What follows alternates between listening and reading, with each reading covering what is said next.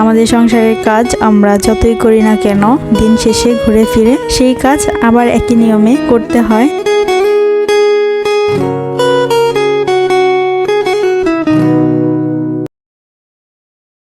আসসালামু আলাইকুম, সবাই কেমন আছেন? আশা করি যে যেখান থেকে আমার ভিডিওটি দেখছেন আল্লাহর অশেষ রহমতে সবাই ভালো আছেন। আমরাও আলহামদুলিল্লাহ ভালো আছি।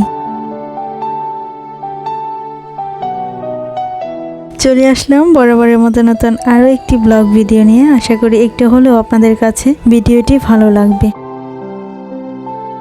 কুয়াশাময় শীতের সকালে আমার বেলকনির গাছগুলো প্রথমে দেখে নিচ্ছি। বেলকনির এই গাছগুলো আমার অনেক শখের, আর যখন এই গাছগুলোকে আমি সকাল সকাল ঘুম থেকে উঠে একটু দেখে নেই এবং সতেজ ও তরতাজা মনে হয়, তখন আমার মনটা পুরো ফুরফুরে চাঙ্গা হয়ে যায়। বেশ কয়েকদিন আগে এই গাছগুলোর অবস্থা ছিল একেবারে নাজেহাল। আমি একটু অসুস্থ ছিলাম, আর অসুস্থ অবস্থায় এই গাছগুলোর যত্ন নিতে পারিনি। তো আম্মু আসছিল আমার অসুস্থতার কথা শুনে আমাকে দেখার জন্য।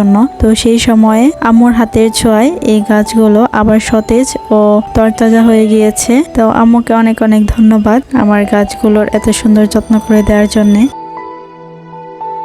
এই তো প্রথমে বেলকনির গাছগুলো দেখে খুশি মনে নাস্তা বানাতে চলে আসলাম। আর প্রতিদিনের সকাল আমার যেভাবে কাটে আজও সেরকমই একটার পর একটা কাজ করে নিচ্ছি। প্রথমে নাস্তা বানিয়ে নিলাম, আর এখন যেহেতু শীতকাল তাই নাস্তা বানিয়ে সাথে সাথে হটপটে ভরে রাখি, না হলে খাবার অনেক ঠান্ডা হয়ে যায় আর খেতেও ভালো লাগে না। আর শুক্রবার ছাড়া সপ্তাহের প্রায় প্রতিটা দিন আমার একইভাবে সকালটা শুরু হয়। সকালের নাস্তা তৈরি করা থেকে শুরু করে দুপুরের রান্নাও সকাল সকালই করে নেই, কারণ আইমানের বাবা দুপুরের খাবারটা অফিসে নিয়ে যায় সকালেই, আর সেজন্য আমি সকালের নাস্তার সাথে সাথে সব রান্না করে ফেলি। আর এদিকে আমার দুপুরে রান্নারও কোনো ঝামেলা থাকে না। তারপর আমি একে একে সব কাজ গুছিয়ে নিতে পারি। তো যখন যেভাবে আর কি করা লাগে ওইভাবেই গুছিয়ে করে নেই।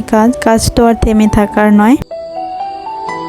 আমাদের সংসারের কাজ আমরা যতই করি না কেন দিন শেষে ঘুরে ফিরে সেই কাজ আবার একই নিয়মে করতে হয়। তবুও আমাদের উচিত মহান আল্লাহ তাআলার কাছে শুকরিয়া আদায় করা। শুকরিয়া আদায় করলে আল্লাহ তাআলা নিয়ামত আরো বাড়িয়ে দেন।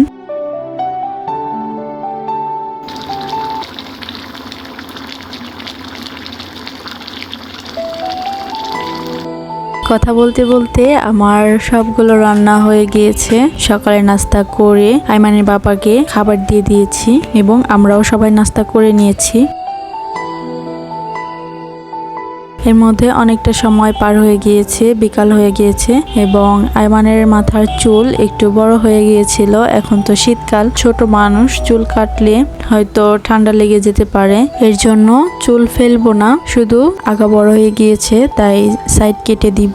আর আইমানের বাবাকে বলে দিয়েছিলাম যেন একজন লোক নিয়ে আসে যে সাইডটা কেটে দিয়ে যাবে। তো উনি অফিস থেকে আসার সময় নিয়ে আসছে। এই যে দেখুন, আইমান তো কাজে ব্যস্ত, এটা ওটা নিয়ে খেলছে, তার কোনো মাথা ব্যথাই নেই। প্রথমে ভেবেছিলাম খুব কান্না করবে, কিন্তু একদমই কান্না করেনি, শুধু ওই একটু নড়াচড়া দিয়েছে, স্বাভাবিকই, ওরকম কান্নাকাটি কিছু করেনি।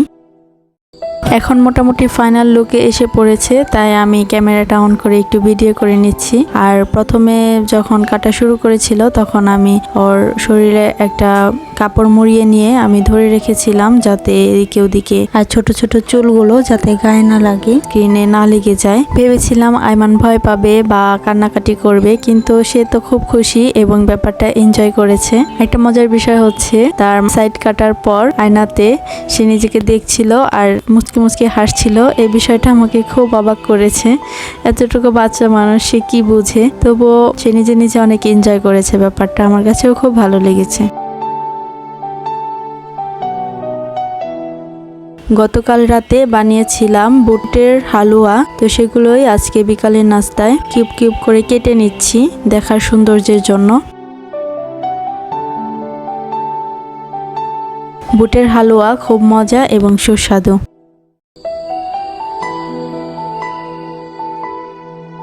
এই তো এভাবে আজকের দিনটা আমাদের কাটলো। তো সবার কেমন লাগলো অবশ্যই কমেন্ট করে জানাবেন। এই ধরনের ভিডিও আরো দেখতে চাইলে আমার চ্যানেলটি সাবস্ক্রাইব করবেন। ভিডিওটি যদি ভালো লেগে থাকে অবশ্যই একটি লাইক দিতে ভুলবেন না। কাজটি যদি অলরেডি কেউ করে থেকে থাকেন তাহলে আপনাকে অসংখ্য ধন্যবাদ।